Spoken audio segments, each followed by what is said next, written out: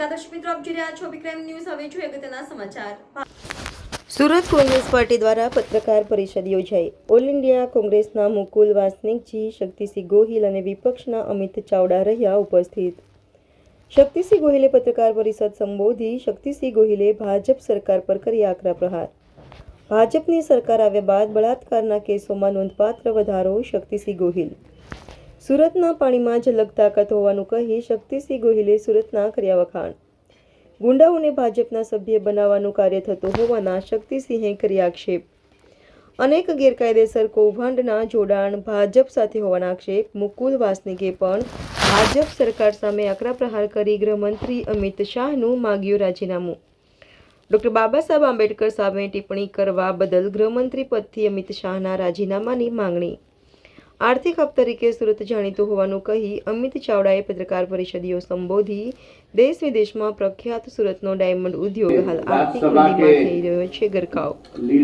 સુરતનો હીરા ઉદ્યોગ રત્ન કલાકારોની હાલત કફોડી બની છે, ત્યારે ભાજપ સરકાર કેમ તેની વાર નથી આવતી।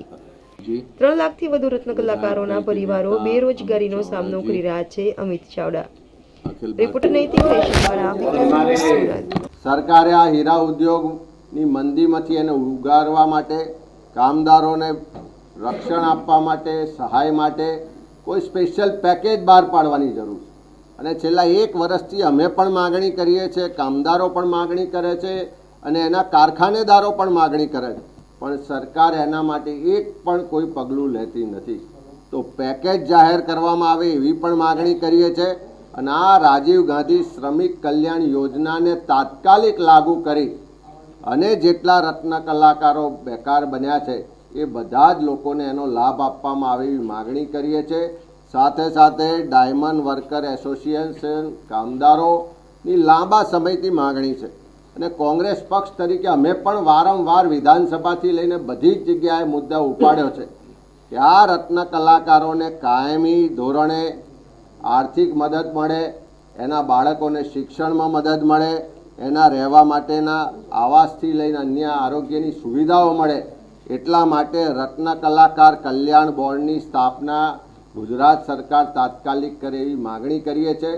સાથે સાથે સુરતનો બીજો ખૂબ મહત્ત્વનો ઉદ્યોગ એટલે ટેક્સટાઇલ ઉદ્યોગ છે, જે આખા વિશ્વમાં આપણે એના માટે જાણીતા છે। ટેક્સટાઇલમાં પણ સુરતમાં 10 લાખ કરતાં વધારે કામદારો કામ કરે છે।